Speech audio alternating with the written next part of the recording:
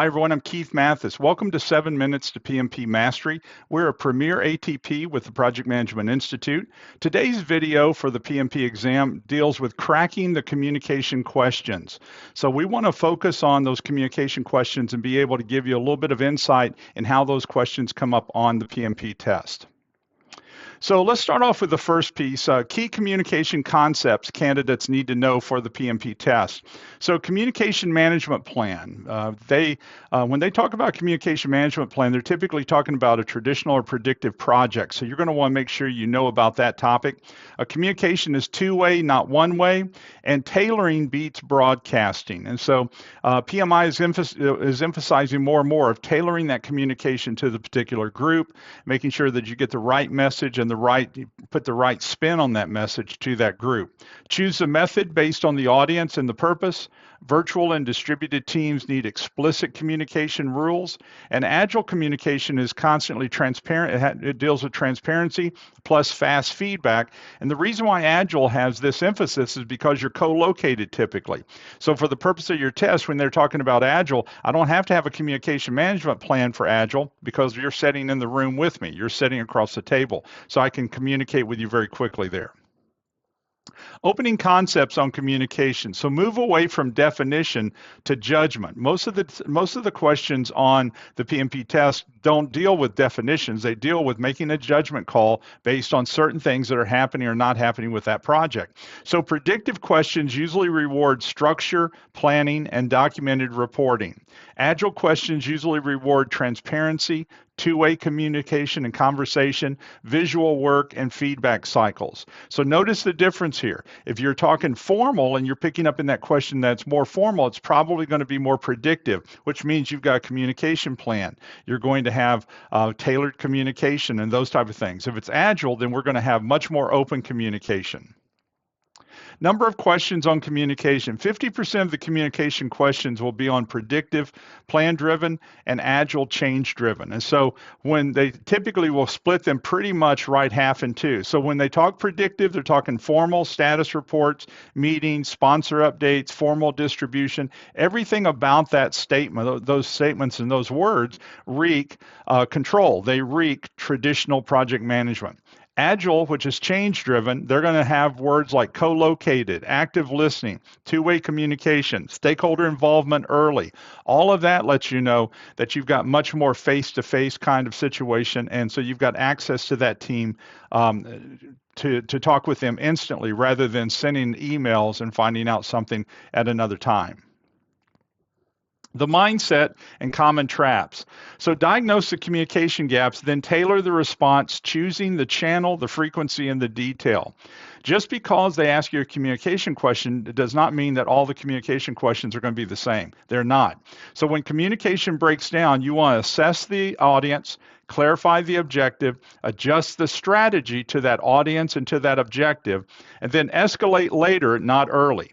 And so it's not uncommon for them to talk about escalating some problem or escalating something because of a lack of communication. That's typically not your first answer. When they say, what should you do first? That's not normally it. So choose something else and look at another direction. Reporting is not the same as communication. So more communication is not automatically better communication. Just because I send you 15 emails does not mean I communicated better. So email or document sharing is often a weak answer when the real problem is misunderstanding, conflict, urgency, or lack of consensus.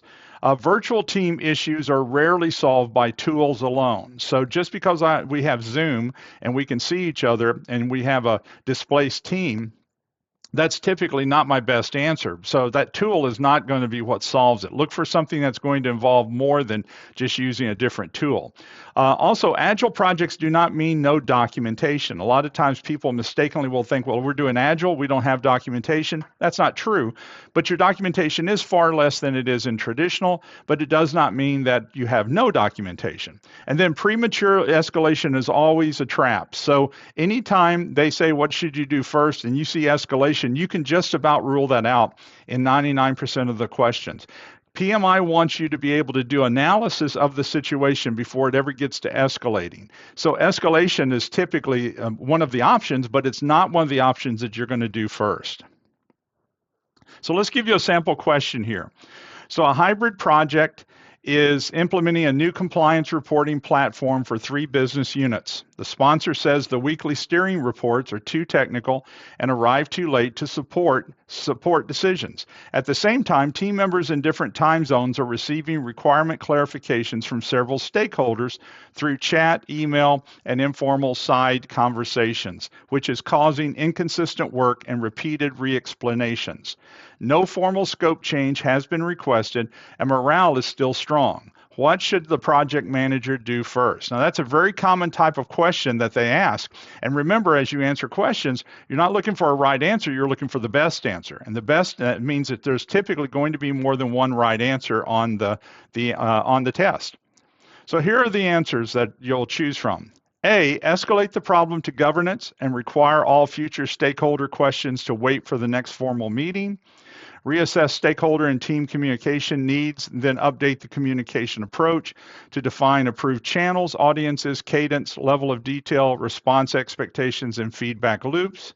C, increase the steering report frequency and copy all stakeholders on every update so nobody misses information. Or D, record the problem in the issue log and instruct the team to keep using the latest stakeholder messages until a phase review is completed. So in these answers, which one would be your answer? The correct answer is B. The root problem is not low effort or low morale. It is a communication system that is not tailored to the audience and is not controlling how information is clarified, shared, and confined. A is not the best answer because it jumps to escalation and restricts communication before the project manager has first analyzed the communication breakdown and tailored a better response. C is not the best answer because it increases volume without improving fit. PMI materials repeatedly distinguish effective communication from simply broadcasting standardized reports, and they warn that stakeholders should receive information in the right format and level of detail rather than being flooded with data. And D is not the best answer because logging the system does not fit the communication process, causing the symptom. So as we close out of this, I hope this helps you a little bit on getting to being able to answer your communication questions. I'm Keith Mathis, and so if I can help you in any way, you've got my 800 number here and my email address. I'll be glad to.